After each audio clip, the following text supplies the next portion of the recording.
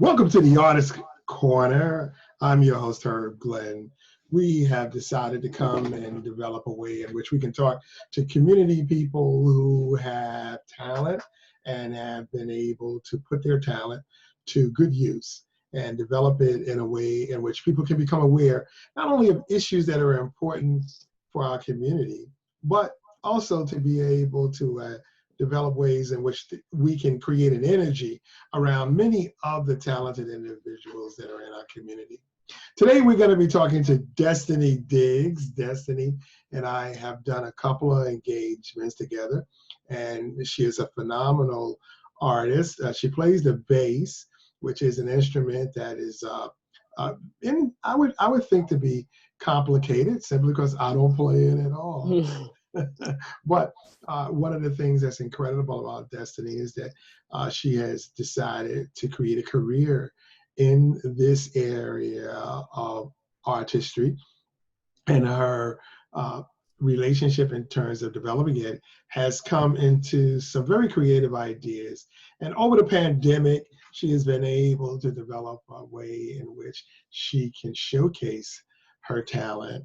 And through her mom, who really had given her a lot of encouragement, she has come up with a way in which she wants to raise awareness around the Black Lives Movement and the issue of oppression, and to educate people about what's so important between the arts and the relationship of dealing with ways in which we can raise awareness about the area of developing a better community for us all.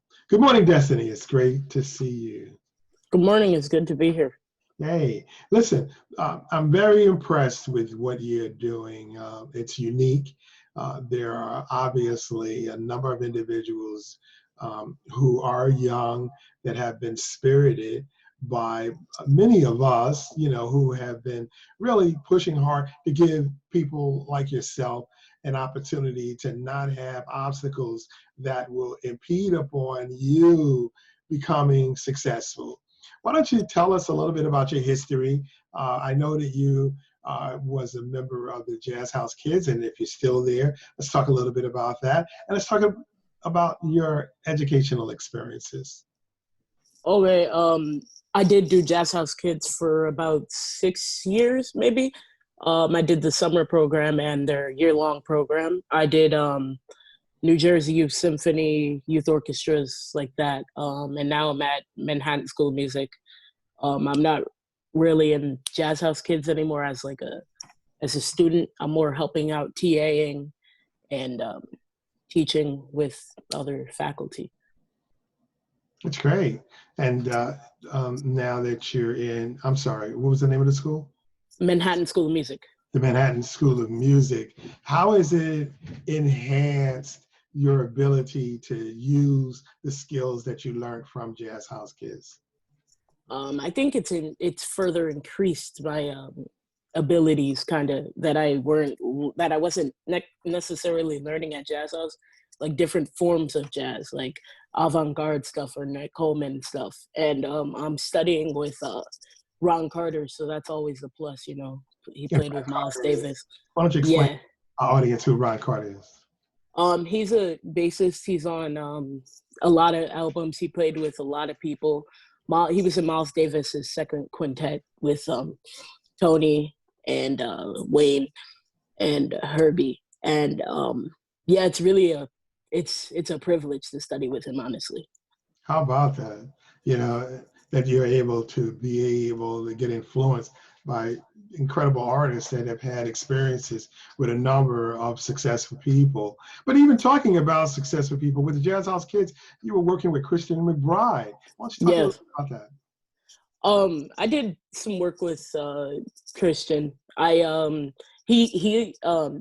offer a lot of opportunities, honestly. I was able to open for his big band at Dizzy's one time, and that was so great. And just having bringing in artists such as Eddie Palmieri and just Sheila E., so many different artists that represent different types of music, and having those people influence us as students, and having just Christian be on the board of people that works at Jazz House is just such a special thing.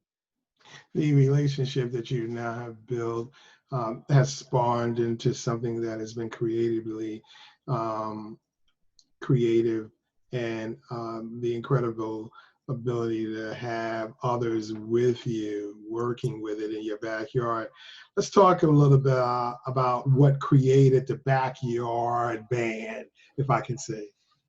Okay, so are you talking about the band that I'm performing with on Sunday? Yes.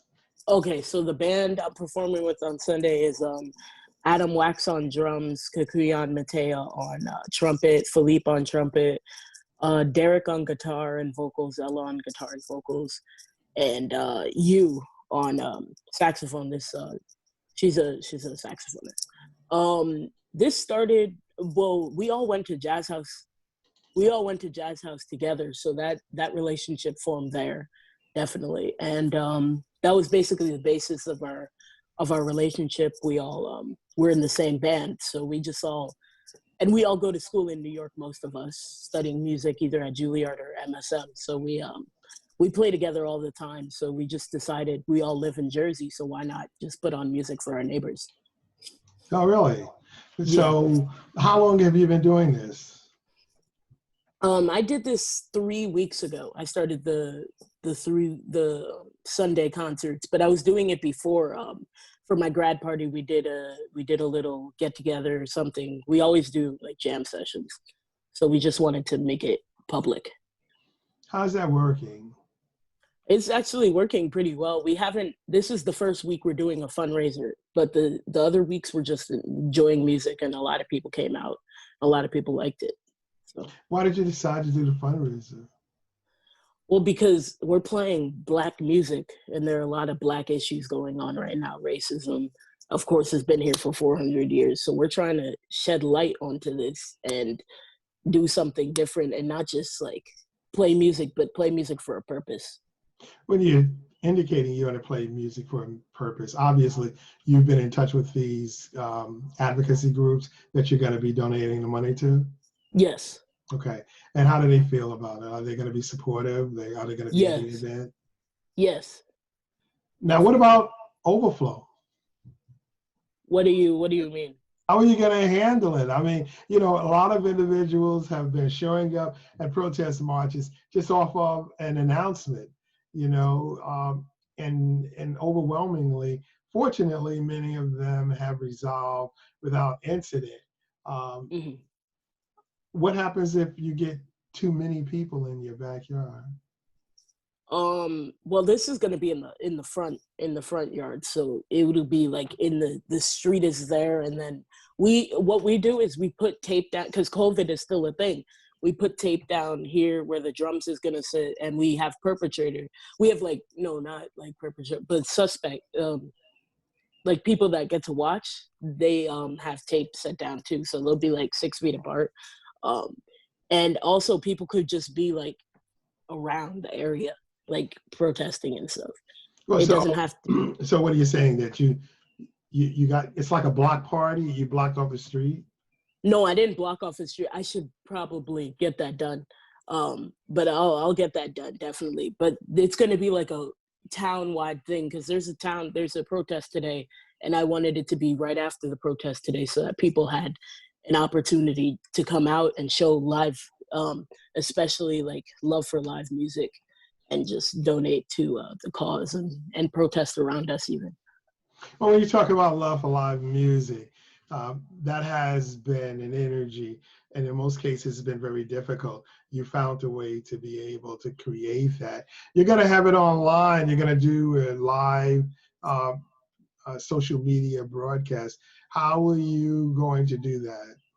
It's going to be on my Instagram and at DestinyDiggs Official, and it will be also, I'm trying to put it on Facebook on my page, so it'll be there.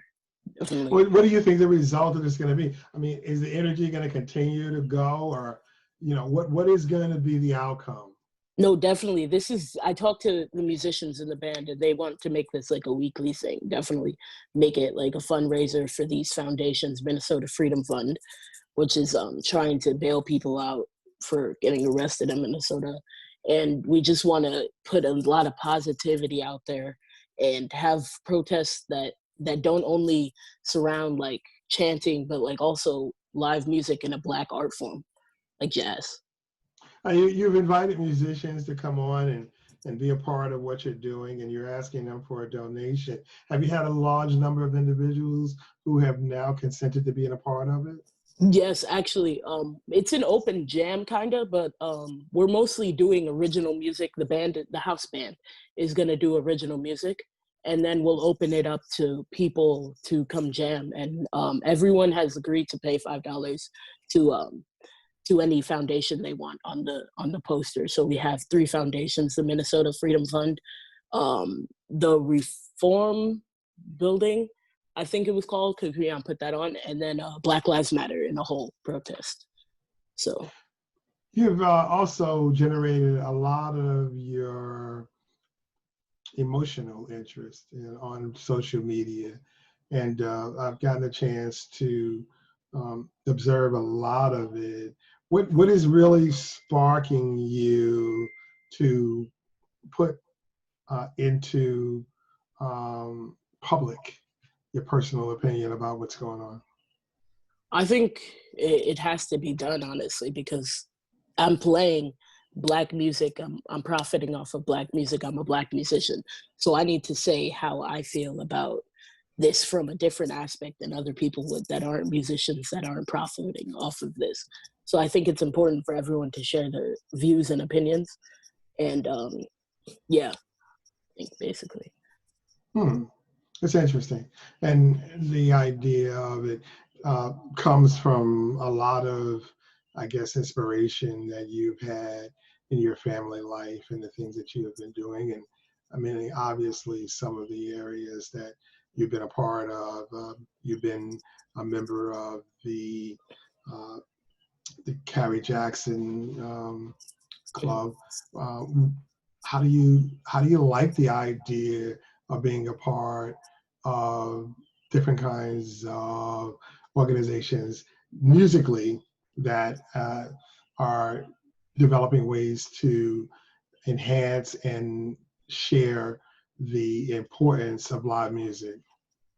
I think it's honestly good because a lot of these organizations I'm a part of, they do free concerts like the Montclair Jazz Festival, or even gigs with Carrie that we've done at the Triad. It's always taught me different things and how to like back singers or how to just play different types of music. And I think it's good.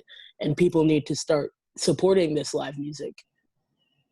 And again, your initiative is predominantly focusing on the effort to bring people to a interest in live music, and that it can be very beneficial. Yeah, and also to just show that these things are not they're not separate, they're also together, because we're playing jazz, which is African American music, and there's a lot of stuff happening surrounding African American oppression. So I just want to bring these two things together. Well, listen, I know today is the day before the event. You have an incredible lot of planning to do, and I really appreciate you sharing with me and helping me kick off this new program that I'm putting together. And I would like to maybe do this every Saturday morning. Seems to be a good idea. What do you think? Yeah, definitely.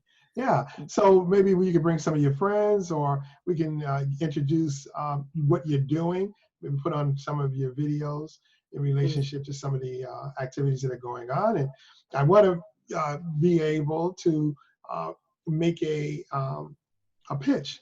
I guess that's what it's basically called, to have everyone involve themselves.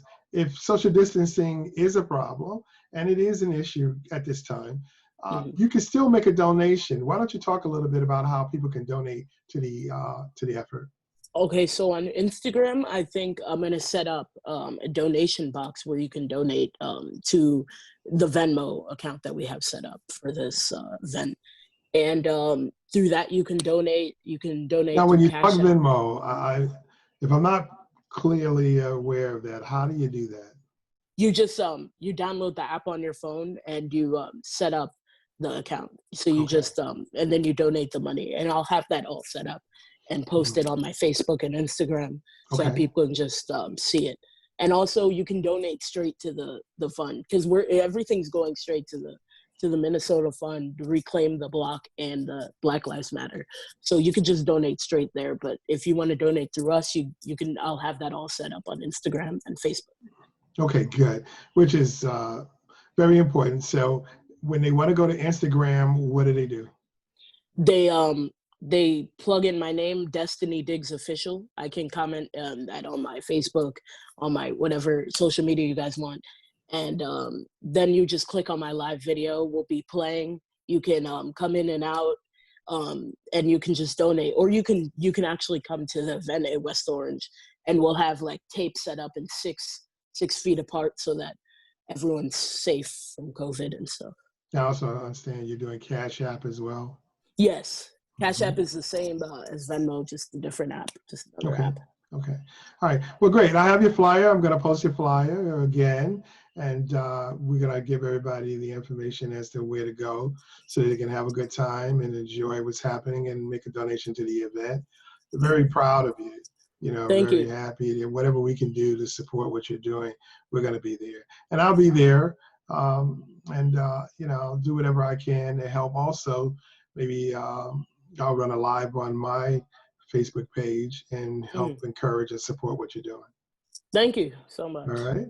All right. Yes. Again, it's DestinyDiggs, the bass player from, what is it, Montclair? West Orange. West Orange.